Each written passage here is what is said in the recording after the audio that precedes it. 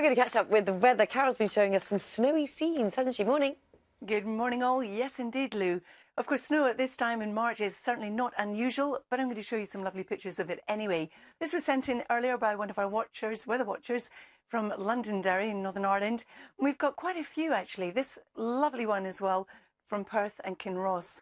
We've got some more too. We've got this one, which, again, beautiful scene from Yorkshire, and another one which shows a lovely scene this morning in Cumbria. Now, we've had various amounts of snow. Not all of us have seen it, and not all of us will see it, because as temperatures now start to rise, so will the snow level. But we have seen snow this morning down to sea levels. So if you are travelling, do bear in mind there is the risk of some snow yet, and also the risk of icy patches across parts of Scotland, Northern Ireland, Northern England, and also Wales. It's all courtesy of this great big area of low pressure with all the cloud around it. That's what's been producing the rain, the sleet and the snow as we've gone through the morning.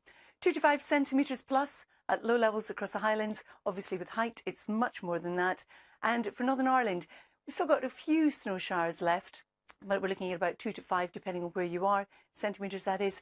More snow still falling across Northern England and also across Wales. And it's also very windy this morning, particularly across southwest Wales and southwest England.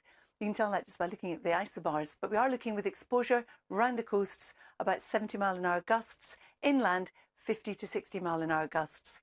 Now, we'll continue with some showers in the south of the country through the morning. Some of those could have a wintry element, a little bit of sleet. Any snow, though, won't accumulate. We don't expect it to settle, and it will be largely in the hills. And then we'll see the sun come out.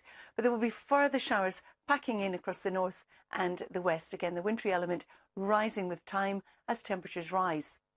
Now, through the evening and overnight, all of that will drift from the west towards the east, eventually fading. So still a wintry mix in there. There's going to be quite a noticeable wind, and it will feel cold. In fact, once again, we're looking at some frost and also the risk of ice on untreated surfaces.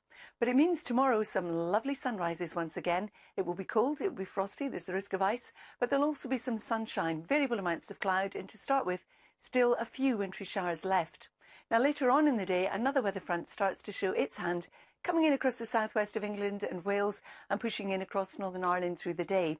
But away from that, in the sunshine, it won't feel too pleasant for this time of year. But as we move from Thursday into Friday, our weather front bearing that rain moves across the whole of the UK. As it bumps into the colder air once again, we'll see some wintriness in it, mixture of rain, sleet and snow. And you can see this curl, this is the weather front. So again, the positioning of this could be a little bit further north, it could be a little bit farther south. So that's something I'll keep you right up to date with. But it will be cold, and that leads us into a cold weekend. Dan and Lou. Oh, thank you very much for keeping us company, Carol. See you soon. Thank you. Thank you, Carol. Now, she's played roles as varied as a teenage matriarch Fiona Gallagher in the hit TV series Shameless to Queen Elizabeth I. Quite a mix, though, isn't it? It is. Anne-Marie Duffer will be back on our screens next week in the BBC Two drama